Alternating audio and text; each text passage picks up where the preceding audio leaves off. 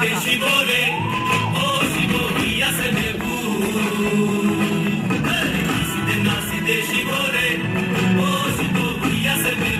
Everyone, কেমন আছেন সবাই? আশা করি সকলেই খুব ভালো আছেন। আমার করার আরেকটি ব্লগে আপনাদের সকলকে স্বাগত জানাই। দিনটি ছিল 23শে মে।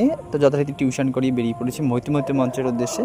তো অ্যাজ ইউজুয়াল আমি যেমন লেট, তার থেকেও বেশি লেট ছিল আমাদের বাস। এখানে ডানলপ থেকে বড়নগর যেতে 5 মিনিটও টাইম লাগে না, সেদিন লাগিয়েছিল 25 মিনিট। তো আমাদের ময়ূরপঙ্খী বাস যা গরুর গতিতে এগোচ্ছিল, তো আমার মতন সুস্থির মানুষের বসে থাকাটা খুবই দুষ্কর হয়ে পড়ছিল।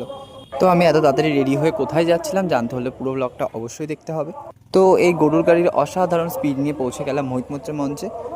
অলরেডি আমার ফোনে বলতে গেলে 40 থেকে 50টার মতন ফোন চলে গেছিলো, কারণ অলরেডি বাচ্চাদের প্রোগ্রামগুলো শুরু হয়ে গেছিলো।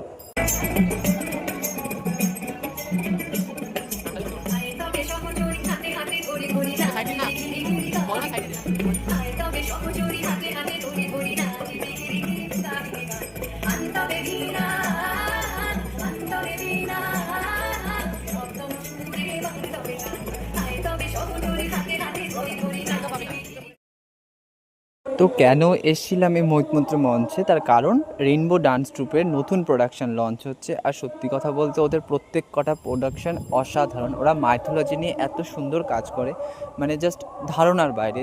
সো বেসিক্যালি যেটার জন্য যাওয়া, ওদের নতুন প্রোডাকশন পঞ্চাক্ষরা, যেটা ওই দিন লঞ্চ করেছে। প্রোডাকশনটার মেন যেটা ছিল তোমার শিবের 5টি রূপ নিয়ে বর্ণনা, আর এত সুন্দরভাবে ওরা বর্ণনা দিয়েছে, মানে প্রত্যেক কটা অডিয়েন্সের মন ছুঁয়ে গেছিলো। আমি তো কোনো বারই ওদের কোনো প্রোডাকশান মিস করি না। তো আপনাদেরকে বলবো যারা এই ভিডিওটি দেখছেন, ওদের কোনো কাজ মিস করবেন না। ওরা এত সুন্দর বর্ণনা দেয় প্রত্যেক কটা কাজ, জাস্ট মানে কি বলবো, মুখে বলে ভাষা মানে প্রকাশ করা যাবে না। সো ফাইনালি পঞ্চাক্ষরা স্টার্ট। আর এই রেইনবো ডান্স ট্রুপের এত ভালো একটা জিনিস যে প্রত্যেক করাতে ওরা একটা সিগনেচার রেখে যায়। ওদের মানে কোন জিনিসটা নিয়ে বলা হবে, makeup, costume, jewellery, dance form, dancer, প্রত্যেকে এত সুন্দর, এত কী বলবো।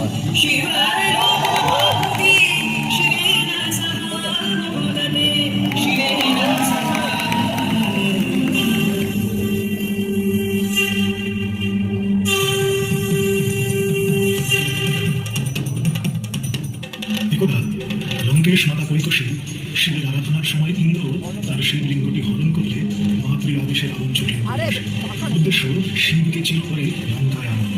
মহাদেবকে প্রসন্ন করতে সে নিজের দুটি মস্তক কেটে তৈরি করলেন রুদ্র।